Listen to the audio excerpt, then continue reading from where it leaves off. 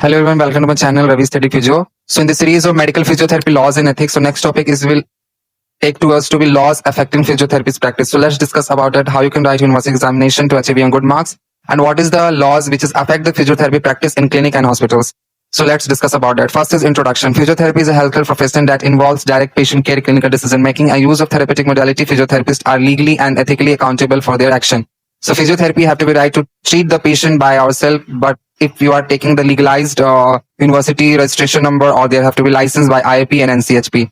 After the patient have to be approached towards any physiotherapy into the clinic and hospital. So before any kind of before any kind of reference of orthopedic surgeon or any MBBS doctor, they will take on decision and make their own like diagnostic procedure, which is subjective versus objective assessment plan.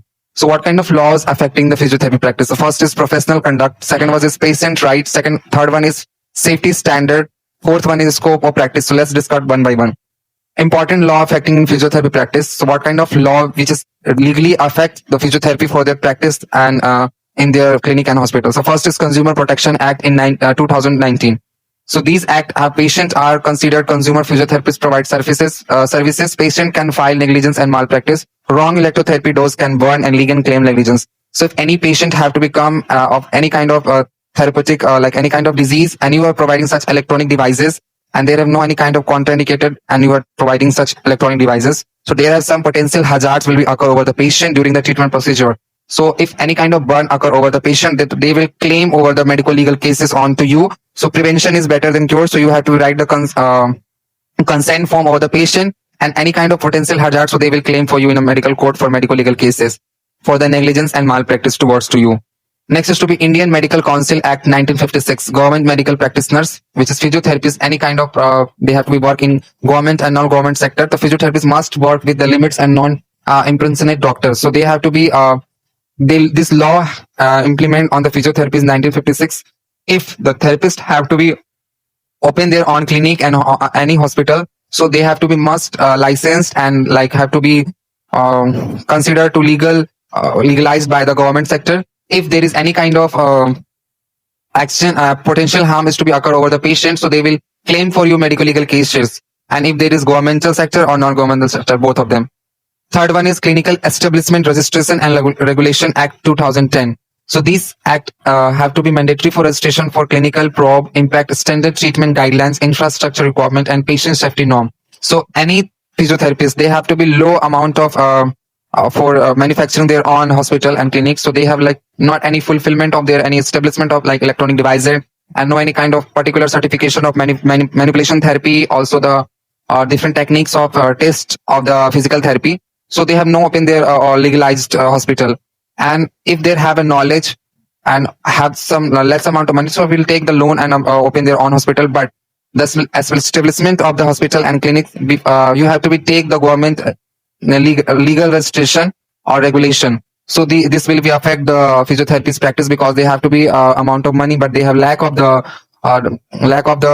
too much money, so they will not open their own hospital. So that is the affecting the physiotherapy practice. Next, fourth one is Right to Person with Disability Act 2016. This act protects patient with disabled individual physiotherapy role, rehabilitation services, equal access to treatment, and non-discrimination. So if any patient come to you with any kind of disability, and any same time with approaching a rich person to you, so you have to provide such treatment, both of them equality, without any kind of gender biasness, religion biasness, or any kind of handicap biasness. So you have to treat equally and quality based treatment. This Disability Act 2016 is to be implement all of the medical sector, including physiotherapists or any kind of surgeon. So these services enhance the patient and therapist relationship, boost up, and also the mandatory for the disability patient prioritized. Next, fifth one is Indian Contract Act 1872. So governs therapist patient agreement. Consent valid contract must be free, informed, and voluntary. So before starting any treatment procedure, you have to be right to you have to be right to make sure to valid consent form or informed consent form. You have to be starting the procedure towards the sign on the patient. For voluntariness, they can take if they are possible. So they will take alternative options, their manipulation therapies on the patient, their own languages. So they will understand After that, you can start the treatment procedure. Sixth one is professional negligence law. Most important in the practice occur when duty of care exists, breach of duty, damage caused, wrong mobilization technique, fracture, ignorance, contraindication. So any kind of treatment procedure occur by the patient over the by the therapist.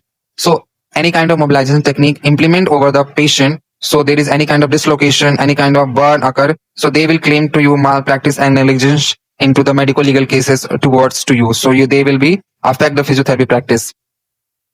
Next is to be what medical ethics in physiotherapies. So medical ethics, it is very essential for any kind of physiotherapies, any kind of medical departments. For there is some principle and guidelines for the practice. The first is autonomy. Autonomy, respect patient decision and take informed consent, which is very important. Next is to be beneficence, act as a best interest of the patient. Next is to be non-maleficence, do not harm, avoid risk procedure. Next is to be justice, equal treatment for all patients. So that is the medical ethics for any physiotherapist or any medical staff. Next is to be professional ethics duties. So what kind of during the treatment procedure, so what is the environmental of the any kind of hospital or any kind of clinics or multi-specialty hospital? First one is confidentiality. Protects patient information, keep private. I do not share information towards any patient, any attendant or any staffs or into the social media. Next is to be informed consent. Explain procedure, risk, alternative option towards the patient before starting any treatment procedure.